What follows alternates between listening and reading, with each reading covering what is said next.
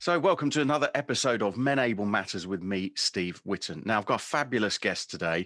This is a lady that I met through a speaking association, and she actually describes herself as a fun and educational speaker, and I can totally vouch for that. We immediately clicked when we met. We've had a few chats, we've met a few times, and we speak often. And to say we're on the same page would be an understatement. But not only is she the queen of behaviors, so she does all things around behaviors and habits and beliefs and stuff, but she's also specializing in the very tricky to talk about subject of menopause. So I'm delighted to welcome to Men Able Matters, Vicky O'Farrell. Vicky, how are you? Hello, Steve. I'm really well. Thanks for asking. And it's great to be actually on your podcast as well. I think we talked about it a lot, haven't we? And then we had a conversation a couple of weeks ago, and then the subject of menopause came up, and we said, right, let's do it. Let's do a podcast. Yeah. And here we are, podcasting. All right. So, in good old fashioned Men Able Matters style, then give us, I gave you a bit of an intro, but if you could tell us a little bit more about who you are, where you're from, what you do, and if you want to make that last about half an hour, that'd be brilliant. I felt like I was on blind date there. I was going, oh, hello, Stella. Yeah, my name's Vicky. I'm from Haywards Heath. Well, I am Vicky O'Farrell. I'm based in Sussex, sunny Sussex, as it is today. You can see it streaming through the window. And I started doing behaviours. I suppose I've done it all my life, but when I fell into it when I was training to become a coach back in 2013, it was one of those light bulb moments. I've done behaviours and different profiling tools in my working life, but something about DISC, which is the system that I use, it just stuck. It was Hmm. just so easy, and I think that's probably why we clicked when we first met, because obviously that's what you do as well. Yeah. And then I've just over the years expanded it further to help people with their limiting beliefs, so their imposter syndrome, core values, habit forming, so that we can just understand, because we tend to go along life on autopilot, assuming that everyone else is like us. And there's that classic saying of treat others how you wish to be treated. That's fine in terms of respect and that kind of stuff, but actually in communication, if Yeah. you Yeah. treat everyone how you wish to be treated, you'll alienate 75% of the population. Yeah, no, indeed. Tell, Yeah. tell us a little bit about this, because I think that sits, you rightly said that we are connected in that way because we're both disc practitioners. We're both very high I and high D as well, which I think immediately made us get on. So give us your view of a little bit of the sort of four styles then, and just to put that into context of what disc is and what it does. Yeah, I mean, we're a blend of all of them. Mm. But like you say, one of them will always be prevalent. Hmm. And simply, you could ask yourself, am I outgoing or reserved? And am I people focused or task focused? And that would put you into one of those D, I, S, or C categories, which is Hmm. dominant, influence, steadiness, and compliance. And each of those different areas tells me, so that I can help you understand how you deal with problems and challenges, how you interact with other people, the speed at which you work in terms of the security that you like to work in, and then also rules and regulations. My C, which is rules and regulations, is on the floor, and it compensates because my I is so high. So to me, rules and regulations are merely a suggestion. There to be. And what are the little clues that people can pick up then? So apart from your tendency towards bright colours and sort of vibrancy, which is a bit of a giveaway if you understand a little bit of disc. Yeah. What are the clues that people look out for that kind of make you go, oh, that person's a high S or a high C or a high D or whatever it might be? So high Ds, they're the kind of people that are, they're dominant, they're demanding, they're direct. They're the kind of people that you ask a question, they give you an answer. It probably won't be the one you want, but they don't hold back.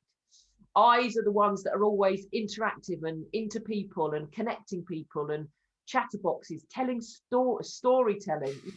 When you're having a conversation with someone, or you're in a group or a meeting, and there's a subject, they're always the ones that can relate it to something that has happened to their life. Classic eyes.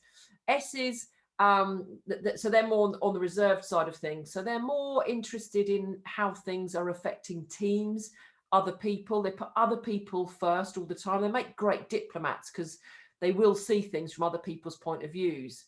And the C's are the like I say, the rules and regulations. It's about being conscientious. It's about being correct. It's, worth doing a job. It's worth doing well and correctly. And the D's and the I's, this is a great way to think about it. You could coin the phrase introvert and extrovert, but that's Carl Jung's theory, not disc theory.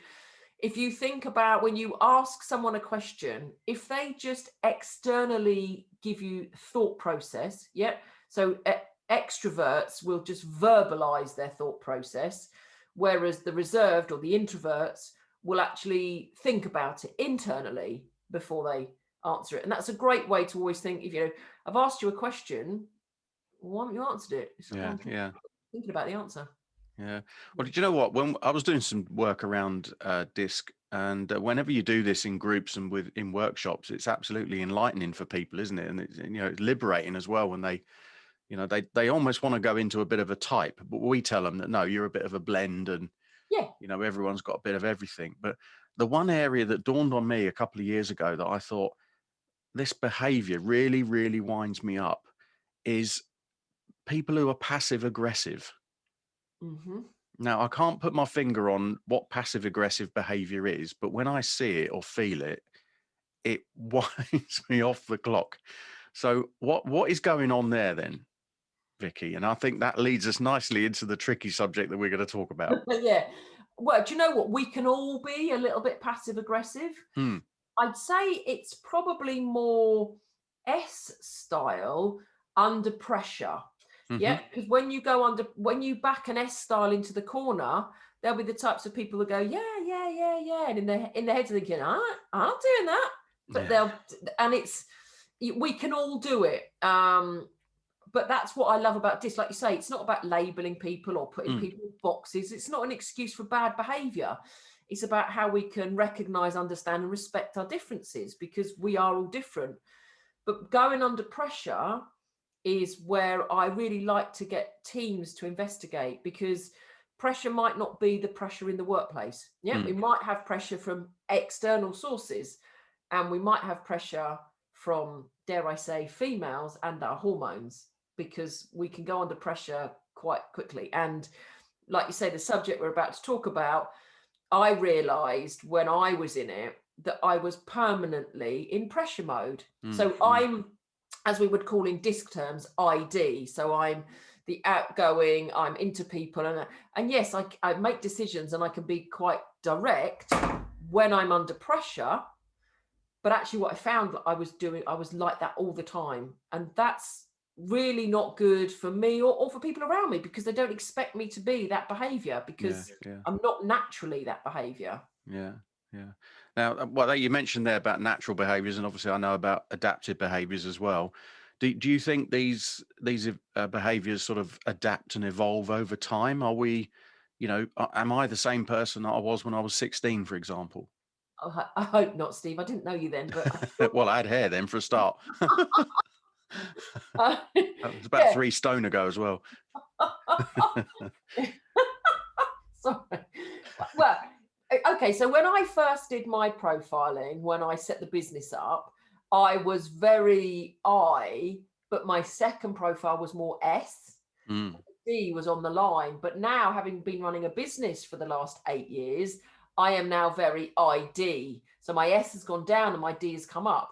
So your dominant style tends to stay as the dominant style, but the others will move and change depending on the roles that you do and the people you interact with. And yes, we can change over the years, which is why a lot of the clients I work with, after 3 or 4 years, I get them to reprofile. Because if they've changed jobs and moved jobs, you need to understand how that's affected you as a person. Yeah. Well, I mean, I could talk all day about that, and that's probably a subject for a whole podcast on its own. But it really does set the tone and give us a great sort of context or baseline for the subject that we're going to talk about. Because if there is anything that happens in life that causes, behaviors and needs really more understanding, and I'm particularly thinking that, the origins of Menable was for men in the automotive industry. And let's be honest, a lot of industries are very male dominated. So when we interact with a lady who is going through the menopause, which, I'll take your guidance on things around that. We'll talk about that in a sec. But, that for me is a great example of where we need to be grounded and aware of our own behaviors, but also be aware of others as well, and spot what sort of natural behavior and what isn't, and stuff like that. So tell us a little bit more about what all that meant, that rambling meant for you then, Vicky. Well, I'm 50 and I am post-menopause. So if I can just do it, and without being a doctor, because I'm not a doctor, menopause itself is actually a time in a woman's life when she has 12 months of no periods, bleeds, menstruation, however you want to call it. Everything up to before that is called perimenopause, and I don't think a lot of people even realize that. So it's perimenopause. Then you have menopause, which is 12 months of no periods. And then you have postmenopause. So the perimenopausal bit, that is is that where things start to slow down, and there's a bigger gaps between periods and things? Is that? Yeah. So you kind of notice changes in women, anything after 30. And the thing is, whilst the average age for a woman to go through menopause is 51, I am now nearly 2 years post-menopause. So I went through it. I'm not early menopause, but I went through it earlier. So hormones can change anytime in their mid-30s. And you don't really know. And I think this is the thing for women, you don't really notice massively. And then suddenly, so like the year before menopause, I'd call that the tsunami year. Basically the wheels fall off, and it's horrendous. Not for everyone, not for everyone, but for me, it was just one of the worst times of my life. I really didn't recognize myself, to be honest, to the stage where other people didn't recognize me. And now I have conversations with some of my friends who talk about, yeah, you weren't, I remember once I really laid into a friend because she loaded my dishwasher. I mean, Jesus Christ, the girl was helping me clear up after a dinner party, and I laid into her because she was loading my dishwasher. I mean, she just walked away. But, and there's little things like that we do pick up and bring up as friends now. But could I have listened to, if she'd have said to me at the time, Vic, what's wrong with you? What would I have actually stopped and gone, oh, I don't know. I'm ever so sorry, Claire. Please load my dishwasher. I probably wouldn't. I'd probably have completely flipped, knowing what I was like at that time. Yeah. And that's the worrying bit for me with menopause, is when women don't recognize it. Therefore, it's very hard to have a conversation with them about it. And then they end up actually just, dare I say, pissing people off around them, which is not good for life. It's really not good. Well, and the reason why I was interested in talking about it is that one of our Menable patrons, one of our platinum members, actually said that recently they've been doing some stuff around this because they do have a diverse workforce. And the question came up that, well, what happens if you've got, let's say, a newly promoted manager who happens to be a guy, and it happens to be in his early 30s, and he perhaps personally hasn't had any experience either through his mum or his partner, assuming he's in a heterosexual relationship, that is, and he's had no experience of a woman going through the menopause, and yet in his team he's got one or two or maybe three women who are in their 40s or 50s. What would be your hints or tips for him? Because I look into the automotive industry and I think, oh my God, the opportunity for that is huge. Yeah, that's really, like you say, a male heterosexual 30-year-old, and who perhaps his mother had gone through the menopause with no issues, or he'd left home by the time mum had gone through menopause. He may not have had that kind of impact. And you've also, or it's not the sort of thing she's going to talk about with him. I was about to say, with her son. Yeah, there's a generational gap here, because I'm 50, and whilst I have a very open relationship with my mum, and I was able to talk to her about it, I remember my mum going through menopause as a teenager, but she didn't talk about it then. She just used to let rip. But now, when I talked about me going through it, I went, "Oh, Mum, I just remember that time you threw the whole tray of tea in the lounge and it just smashed everywhere." And she went, "That's because the doctors told me not to bottle it up and to let it out." But we, as children, we had no idea. So yes, and also if I think of myself not having had the support that I had, because I met this wonderful woman called Catherine Colas, who has a business, and educated me on menopause. I think if I didn't know, would I have wanted a 30-year-old male as my manager to even approach the subject with me? Hell no. But would I have wanted to know in the business that there was somewhere I could go to, and that there was support, and that maybe there was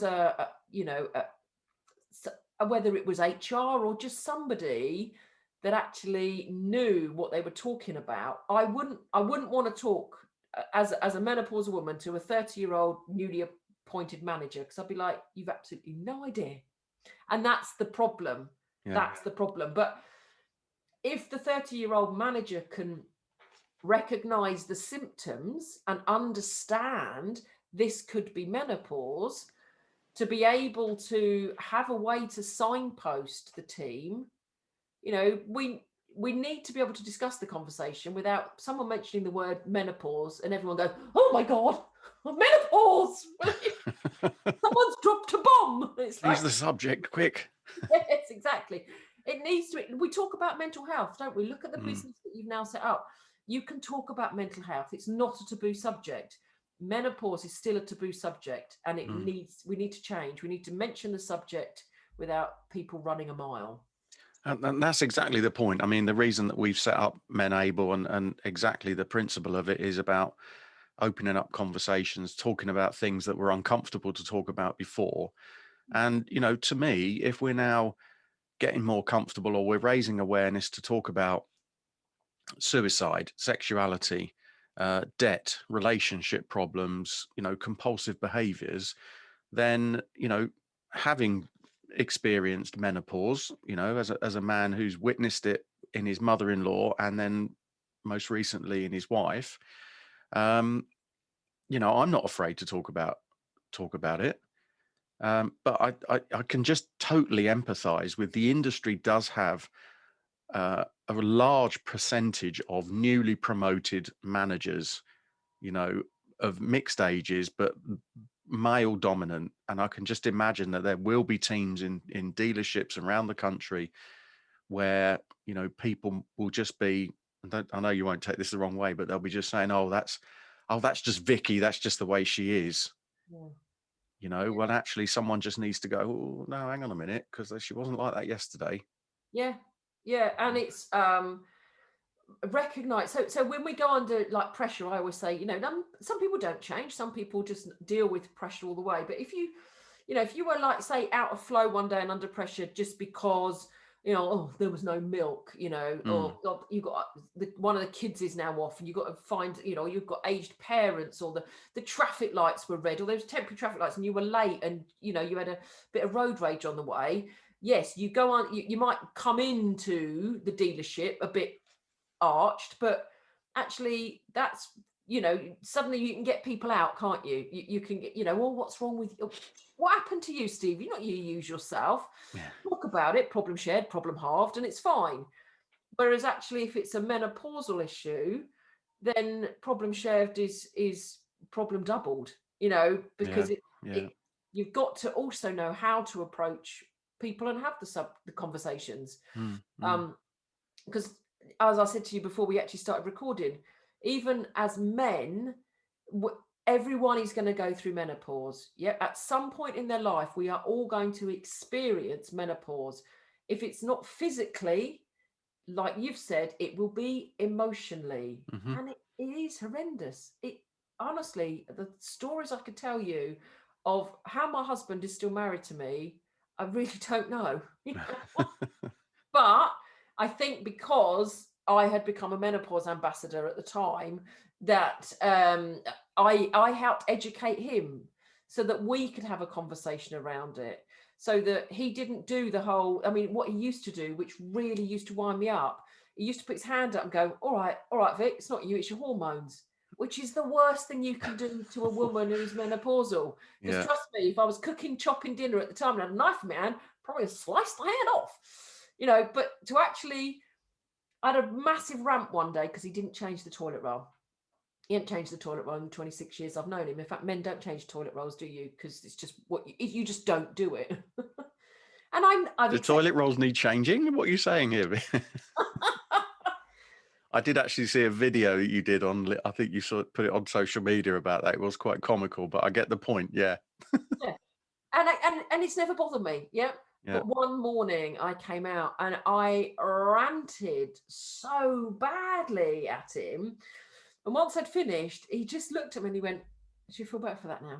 And I went, yeah, I'm ever so sorry. I'm not really sure what happened then. He went, never mind. Fancy a gin? And calmed the whole situation down, because he knew it's menopause, it's my hormones, and I'm on HRT. I've got myself on the right HRT, that actually everything's balanced, and even post-menopausal, I'm still on it because it keeps me balanced. But because he recognized it, he knew how to diffuse the situation, as opposed to strike the match and then chuck a load of oil on it. And that fact, you know what, let's just have a big old burn up. And that's why I believe men take up golf in their 40s. What I would say, Steve, is that everyone is going to experience menopause. Yeah. So whether you are female and you will physically experience it, or whether you are male and you will emotionally experience it. So you think about a man in his 40s, he could have a wife who is going through menopause. He could have teenage daughters who are basically coming into the reproductive system, aged parents, but he could also be going to work and working with women who are menopausal. Yeah. So I'm not surprised that men take up golf or buy sheds in their 40s, because if you don't, it's about educating. It's a bit like the disc system, isn't it? It's not an excuse for bad behavior. You don't want women going, yeah, but I'm menopausal. It's like, no, you don't have to act like that if we understand it. But then I've still got friends who are what I call in the denial stage of menopause. If you look at a change curve, no matter where it is, there's always that denial stage, isn't there, at the start? Because we still think, or many women still think, that menopause means we're old. It's not. It just means the end of reproduction. That's all it is. But that still has this thing of old lady. And you can actually look back in the age, over the last 100 years, menopause has always had the average age of around 50 to 51. That hasn't changed. Yet 100 years ago, women were dying at the average age of 50. So basically, they would be dying, and people thought they were just going a bit mental and a bit senile at the end of their age 100 years ago. They'd lock them up in asylums, as we had back then. Well, actually, it's not. Women are going through menopause, but because they never really understood it, and it was just an end of life thing, it's still seen as an end of life thing. And I think that mentality hasn't changed. Whereas now, a woman born today is expected to live to 100. So menopause is most definitely at 50, 51, not an old lady thing, especially as it will start in their 30s. Yeah. Well, you've touched on a number of really good points there. I mean, I've worked with a lot of women over the years and never really made the thought that, that this is connected. And yet in my private life, I think I said to you before we started recording, my late mother-in-law went through the menopause for what probably felt like about 15 years. And I can remember all of the family kind of going, oh, it's mum, it's just ignore her, that's the way she is.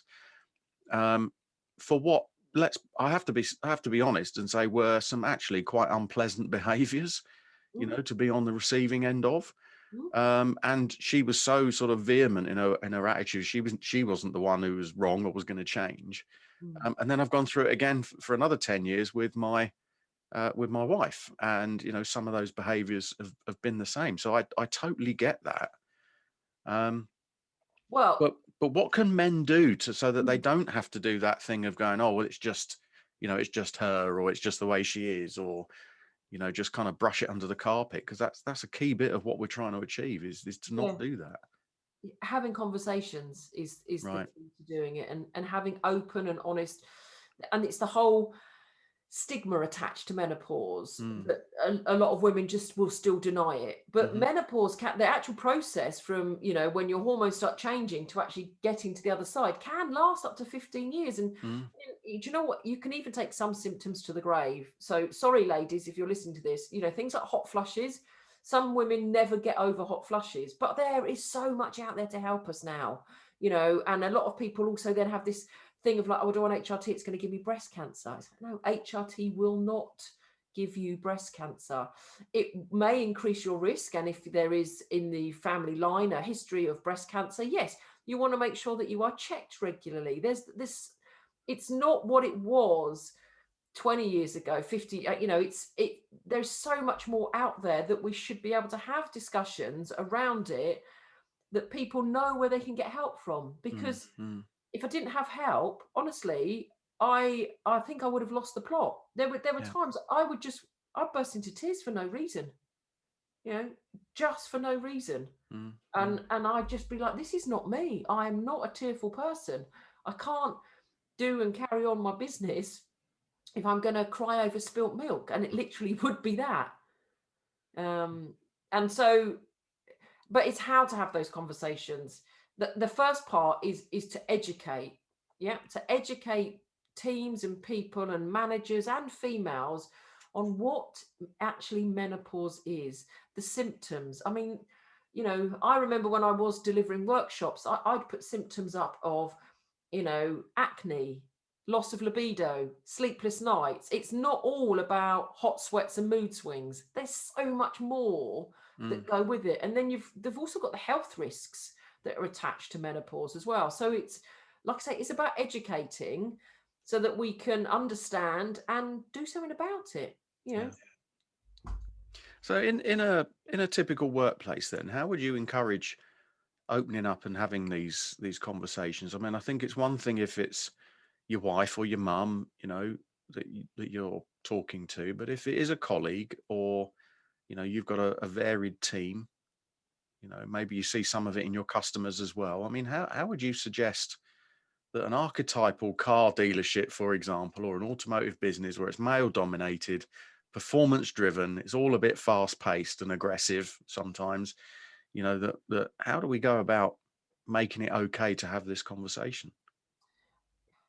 And I really do get the fact that, yes, the industry is very male dominated, but you've got to have women in there that are open to having discussions. So whether you find a woman of an age that would be postmenopausal, then you've got to be really careful when you have the conversation about, oh, so are you postmenopause? It's not over a cup of tea.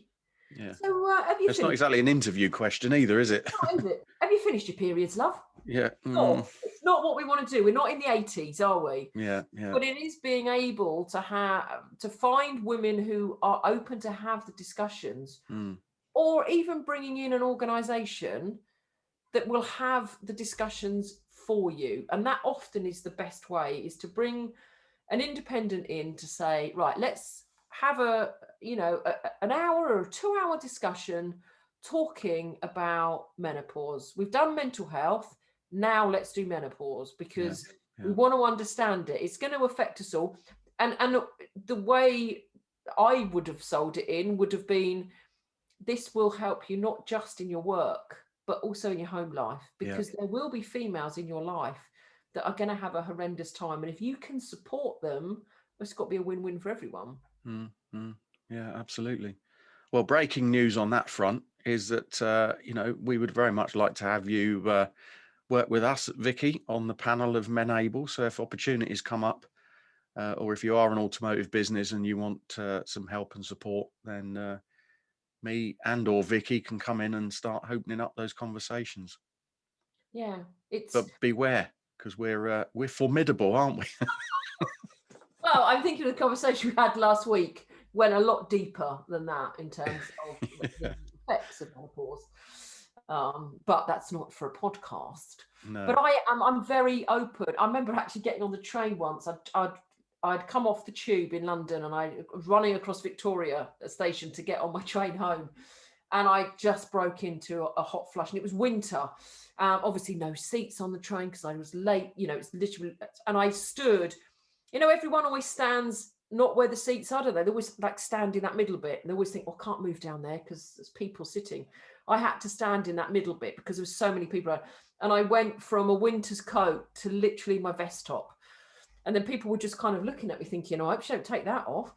And I just looked around. I went, "I'm sorry, but have you not seen a woman having a hot flush? This is the menopause. Welcome to my world." At which point, typically British, everyone was like, "Oh my God." All clearing their throat and looking out the window. Yeah. So she said the word menopause. What's she going to do now? And then I was fine because I'd calmed myself, got my fan out, and I just started fanning myself. So if you travel first class, that stuff happens all the time. Oh, does it? What, women taking their clothes off? Well, people talking openly about, natural things. Oh, do they? Oh, I must No, not at all. first class. No, not at all. Well, you'd have got a seat if you were travelling first class. For a start. Yeah. No, that all of that's a cracking point. Now, I do want to pick up on something you just said there about the conversation we had last week in preparation for this. Did go a bit deeper. Yes. Which bits of that are you happy to touch on? Because there were some bits in there that I think link to some of the behaviours that we encounter quite often in the workplace. So I talk about any of it. You know me, Steve. I have no issues talking about stuff like this because if we start talking about it, more people talk about it. Okay. Well, let me pick one subject then, which is the subject of, let's take a happily married couple. Well, on the face of it, he works in the automotive industry. Wife starts going through the menopause, and we notice some of the things that you have already talked about. So the changes in behavior, maybe a drop in libido, and so on and so on. But things like that don't change for the man. No. And he's working in an environment where he's interacting with a lot of people, and you don't have to be Einstein to know where I'm going with that. Yep. So what's your view or opinion or thoughts on that? Because I know that you've been quite open about that in terms of some of the workshops you've run, haven't you?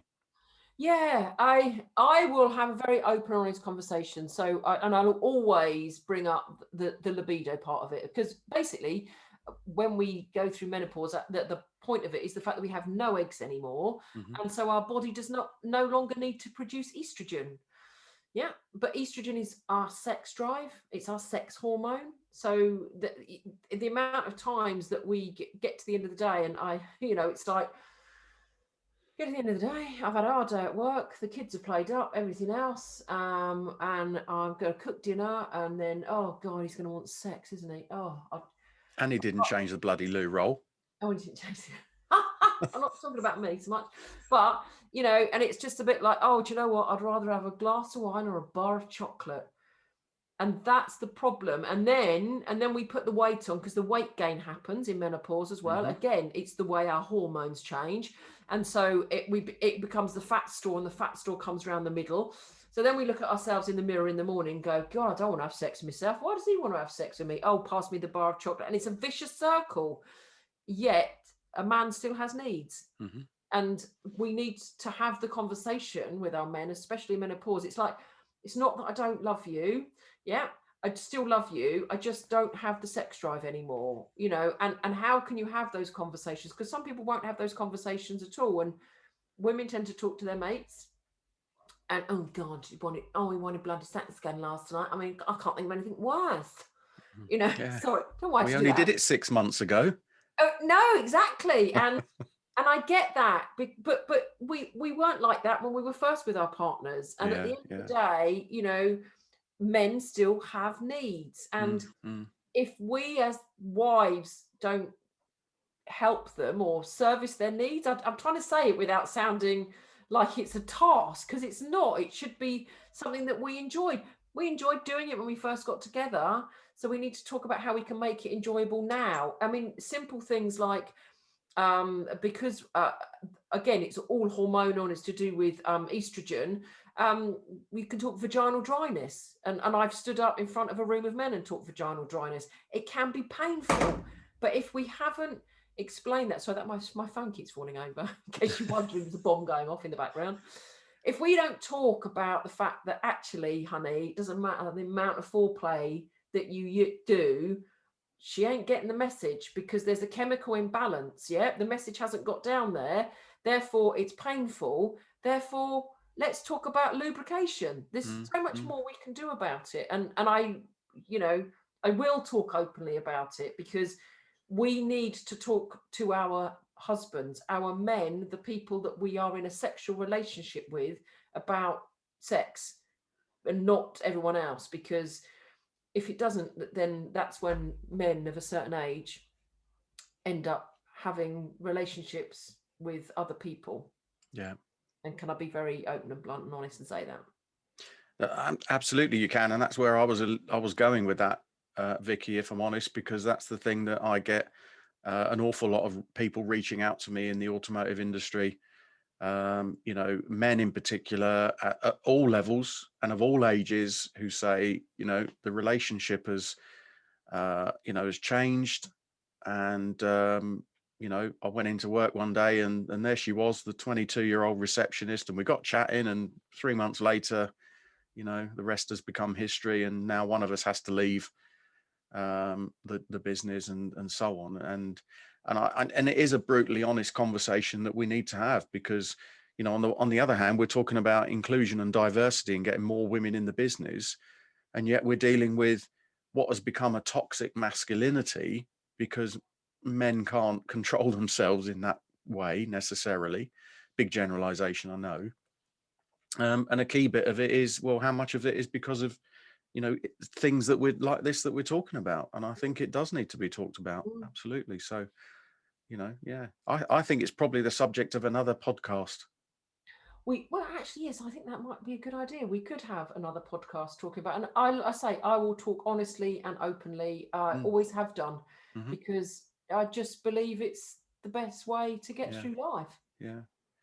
I think the key bit for me, I was going to ask you to sort of wrap up with your top tips, but the key bit in everything that we've talked about is that in a relationship of any sort, whether it's husband and wife, or partners or whatever, or even if it's an employee relation, the key thing is about talking, isn't it? It's like being able to be open and honest with each other. 100%. Communication. It is about communication, and it's, when I talk about communication in terms of like disc style, profiling, it's that recognizing, understanding, and respecting our differences.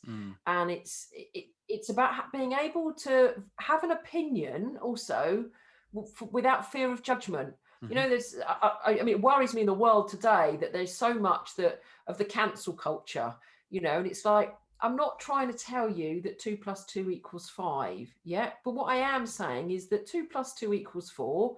So does 3 + 1. And so does 9 - 5. There are lots of different ways to get to that fact. And we need to just agree that we can all have a different opinion. Yeah. And it doesn't mean that I want to fall out with you. I'm just going to respect your opinion. Yeah.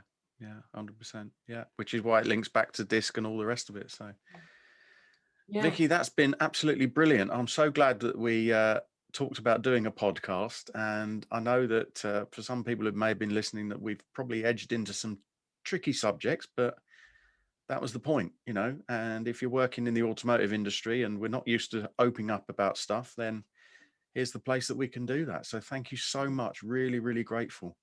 No, thanks for inviting me, Steve. And yes, I know some of those conversations, some people probably thought, oh, what am I listening to? But they're conversations that need to be had. Yeah, absolutely right. 100%. Now, we've already said that, we are going to get you working with us at some point when the need arises. But in the meantime, how could people get hold of you if they're interested in what you do or what you've talked about, and, want to pick it up with you personally? What's the best way to get you? Via my website, which is queenofbehaviours.com. Or you can drop an email to hello@queenofbehaviours.com. And I'm on most social media platforms as well. Fantastic. Yeah, I can vouch for that. Vicky O'Farrell, you are an amazing friend. Love you to bits. Thank you so much for coming on the podcast. We will definitely do another one, I'm sure, because I'm sure that this conversation could go on quite a bit more. So thank you so much. And we'll look forward to catching up with you again. Look forward to it, Steve. Thank you. All right, you take care. See you soon. Bye.